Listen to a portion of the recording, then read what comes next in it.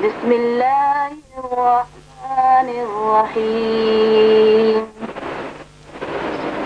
الف لام ميم تلك آيات الكتاب الحكيم هدى ورحمة للمحسنين الذين يقيمون الصلاة ويؤتون الزكاة وهم بالآخرة هم يوقنون أولئك على هدى من ربهم وأولئك هم المفلحون ومن الناس من يشتري لهو الحديث ليضل عن سبيل الله بغير علم ويتخذها هزوا أولئك لهم عذاب مهين.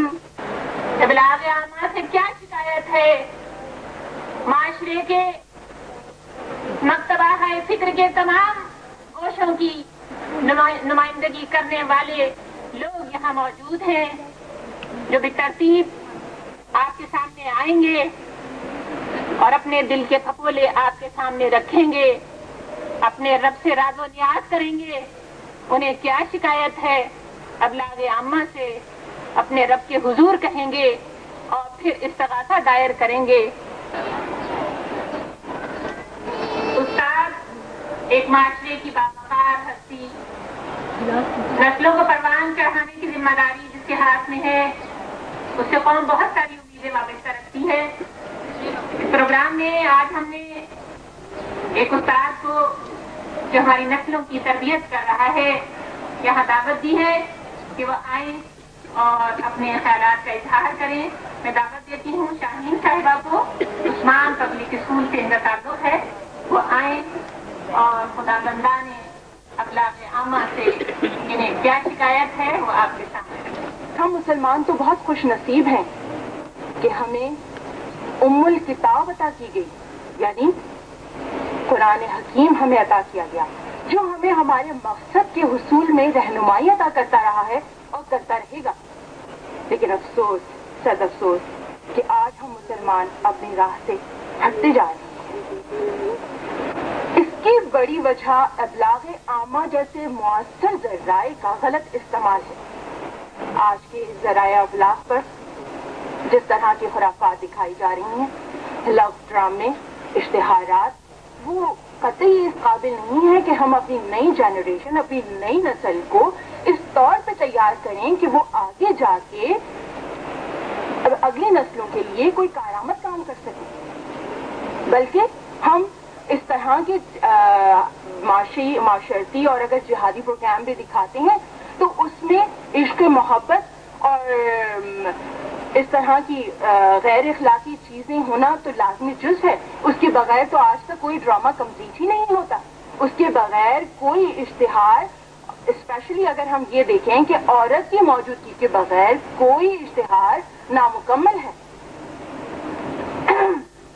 اور اس طرح کے فحش مکالمات کہ میں نہیں سمجھتی کہ آج کے دور میں ہم خاندان کے ساتھ بیٹھ کر، خاندان کے ساتھ تو کیا، اگر آپ اکیلی بھی کبھی بیٹھے تو آپ کی نظریں شرم سے گڑ جائیں گی اور آپ سے وہ دیکھا بھی نہیں جا سکتا۔ ان سب باتوں کو دیکھتے ہوئے ہمارا یہ اولین فرض بنتا ہے کہ ہم غفلت اور بے راروی کی اصل جڑ یعنی یہودی اور صہیونی سازشوں کو سمجھیں اور ان سے نجات حاصل کرنے کی کوشش کریں۔ اور میرا خیال ہے اس وقت وہ وقت آ چکا ہے کہ ہم قرآن، اللہ اور رسول سے ناطہ جوڑیں اور اپنی کھوئی ہوئی عزت اور وقار کو دوبارہ حاصل کریں جو ہم سے چھوٹ چکا ہے۔ اپنی ملت پر قیاس اقوام مغرب سے نہ کر، خاص ہے ترکیب میں قوم رسول ہاشمی۔ بات پر اگر عمل ہمیں کرنا ہی ہے یا جن کی ہم تقلید کر رہے ہیں مغربی ممالک کی، تو آپ اس وقت ایک لمحے کے لیے ٹھہر کے تھوڑا سا سوچیں کہ جن کی تقلید ہم کر رہے ہیں وہ ان ساری چیزوں پر عمل پیرا ہو کر کس انجام تک پہنچا؟ کیا وہ ایک ہولناک خاندانی نظام سے دوچار نہیں ہے؟ کیا وہ ایسی بیماریوں میں مبتلا نہیں ہے کہ جو ناقابل علاج ہیں، جن کا کوئی علاج ہی ممکن نہیں ہے؟ جب ہمارے پاس ایک انجام آلریڈی موجود ہے تو ہم اس پر عمل کیوں کر رہے ہیں؟ ہمیں اس وقت یہ کیوں بات سمجھ میں نہیں آتی کہ یہ وہ صہیونی اور یہودی سازشیں ہیں جو ہم مسلمانوں کے خلاف بنی جا رہی ہیں. نوجوان نسل جو بزرگوں کی امیدوں کا مرکز ہوا کرتی ہے اور بزرگوں کی ذمہ داریاں سنبھالنے کے لیے اپنے آپ کو تیار پاتی ہے، آج کی نوجوان نسل کی نمائندگی کرتے ہوئے سندھ میڈیکل کالج کی طالبہ سمرین صاحبہ سے درخواست کروں گی کہ وہ آئیں اور اپنے جذبات کا اظہار کریں. میرے اندر کی صلاحیتیں اور پوٹینشیلز ہیں، میرے اندر کچھ صلاحیتیں اور پوٹینشیلز ہیں. میں بہت کچھ کرنے کی عزم کرتی ہوں. ایک میڈیکل اسٹوڈنٹ ہوں. ایک ایم ہے اور میرا میڈیا کیا کہتا ہے کہ ہم ہیں جو چاہتے ہیں وہ کرتے ہیں. بور ہوتے ہیں تو گھماتے ہیں فون، بھوک لگتی ہے تو کھاتے ہیں برگر، اور پیاس لگتی ہے تو پیتے ہیں اسپرائٹ، اور مزہ کرنے کے لیے سنتے ہیں اپنا میوزک. یہ کیا ہے؟ کیا یہ وہی چیز ہے جس کی مجھے ضرورت تھی، یا وہ چیز ہے جو مجھے تباہی میں دھکیل رہی ہے؟ میں لڑکی ہوں، میرے اپنے مسائل ہیں. میرا مسئلہ کبھی یہ نہیں رہا کہ میں کسی لڑکے کے ساتھ افیئر چلاؤں یا میں کسی لڑکے کے ساتھ پیئر بناؤں یا کس کے ساتھ میری شادی ہوگی، مگر یہ اب میرے سارے مسائل بنا دیے گئے ہیں. مجھے ڈیویٹ کر دیا گیا ہے، گمراہ کیا جا رہا ہے، تباہ کرا جا رہا ہے، اور مجھے بچانے والا کوئی بھی نہیں ہے. آج ہر گھر کا مسئلہ بے راہ روی ہے. ماں باپ پریشان ہیں بیٹوں اور بیٹیوں کی طرف سے، کیونکہ یہ سب بگڑ رہے ہیں. ہمارے پرنٹ اور الیکٹرانک میڈیا کا اس میں بہت بڑا ہاتھ ہے ہمیں بگاڑنے میں. آج ہمارے اعمال کی وجہ سے، بے حیائی کی وجہ سے دریا خشک ہو گئے ہیں، زلزلے آ رہے ہیں، اور ہمارے میڈیا میں ہیرو ہیروئنوں کے انٹرویوز چھپائے جا رہے ہیں.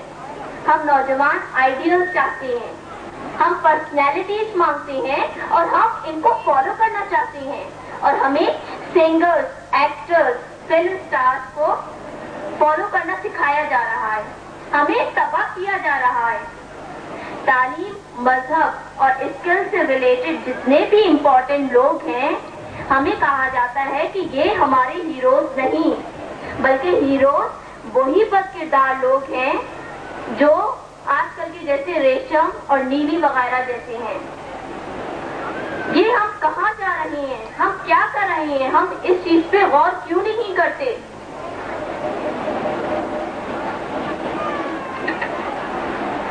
آپ کلچر کی بات کرتے ہیں تو ہمارا کلچر کیا ہے؟ بسنت، ہولی، گالا night, Valentine.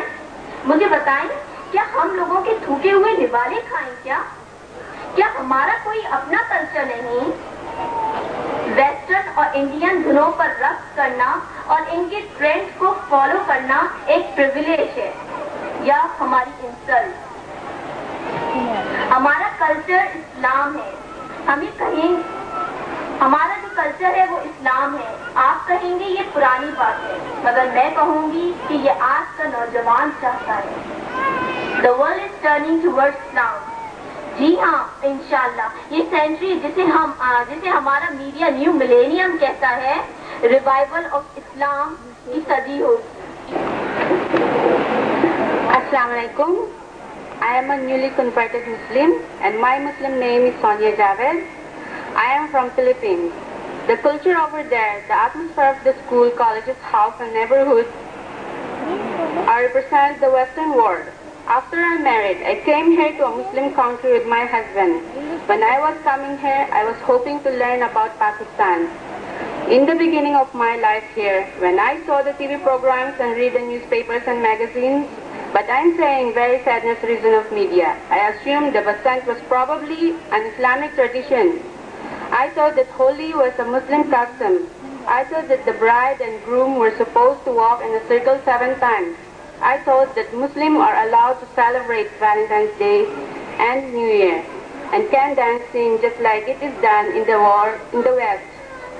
I thought these things. We know the Islamic culture. It was because of the media. That I spent a long time with wrong idea about Islam in my mind. But slowly and gradually I came to understand the true spirit of Islam and learned the great tenets of this religion. I understood the purpose of being a Muslim as I realized all this. I learned the different ways between Islam and Hindu and Western culture. When I was in Philippines, I didn't know what modesty was. I was astonished to hear this word used so frequently here. I asked myself, what is this modesty that people constantly talk about? Then I learned about Islam. I understood the meaning of modesty, and being a woman learned to be modest. I remember that when I was in class 5, I was ranked according to system of education in Philippines. In education, when the teacher was giving this education, the boys and girls present in the class felt ashamed. We were saying, please teacher, stop it. But we were forced to learn. Now, I realized that Allah has put modesty into every person's nature. That's why we felt shy and tried to stop teachers, thought we were children similarly. Now, days Pakistan, women and girls ashamed when they see and hear the immodest ads, dramas on TV. It's the modesty in our nature that says, stop it, stop all the ads and dramas, but the media is forcefully vanishing on modesty.